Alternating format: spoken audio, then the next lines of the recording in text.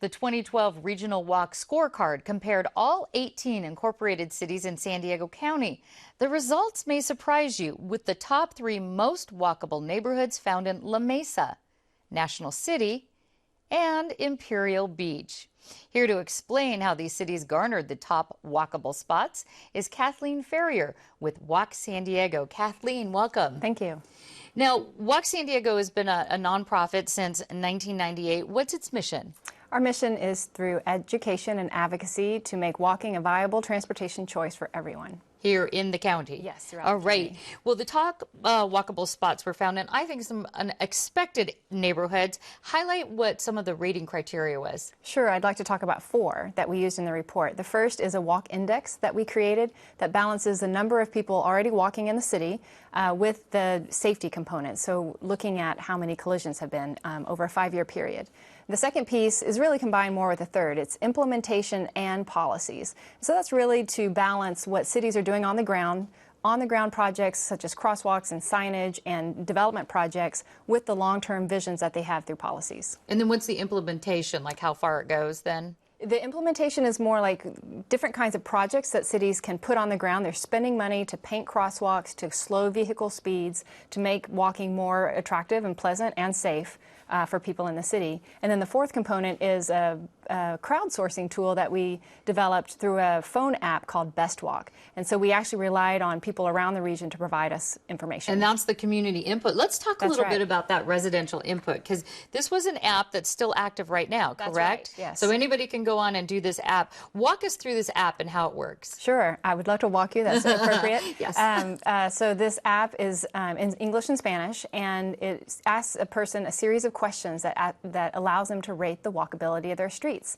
And it's everything from, is there a sidewalk? Is it wide enough for people to walk on? Is it a good condition? To, how do you feel walking here? Do you feel safe walking here? Or do you feel safe crossing the street here? So we're trying to balance the good data type stuff with people's opinion of walking in that area. And that was included in this report as well. Absolutely. Well, specifically, what are these top 3 cities doing to get it right for pedestrians? Because there's a whole lot of cities out there. You think of Coronado or places in Hillcrest or University Heights that seem very walkable. What are these guys doing differently? Right, that's a really good question. The focus of this scorecard is to not just look at the walkability in cities today, but also to look at what cities are doing to improve walkability. And so these cities who rose to the top that you've mentioned are really the ones who are working so hard to measure walkability, to get those on-the-ground projects, to dedicate funding on an ongoing basis, that have the long-term policies that want to attract more people to walk and get sort of higher density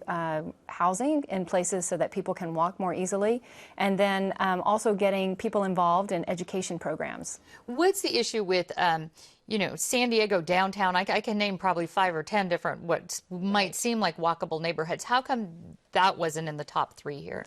Yes, City of San Diego is certainly a city of villages, and what we needed to do was draw a line across the whole region that made it relative to each and every city. And so most of the data that we studied, we actually presented as a percentage so that we could account for the different sizes, because we do have small cities like Del Mar and Imperial Beach compared with the bigger cities like San Diego. Okay, and the diversity, as you were mentioning. Absolutely. So besides the health benefits, which we all know the health benefits to walking, what other impact does walkability have, let's say, on a neighborhood?